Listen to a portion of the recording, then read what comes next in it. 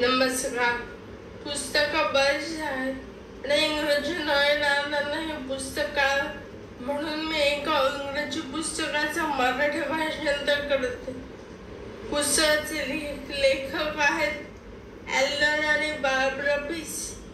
पुस्तकाचे नाव आहे का पुरुष एका वेळेला एकच गोष्ट करू शकतात आणि स्त्रिया बोलणं नाही थांबवू शकत. त्यातील एक लेख, पुरुष त्यांच्या चौकटी बाहेर खोटं नाही बोलू शकत.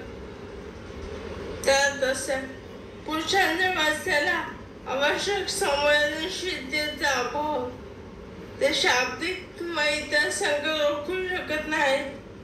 म्हणून स्त्रियांना माहीत आहे एकूणच समोरासमोर पुरुषांशी खोटं बोलणं सोपं आहे.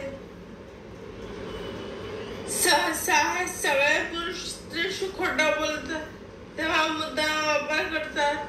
फोनचा, मेसेजचा किंवा सगळे दिवे घुंगडीचा वापर करतात.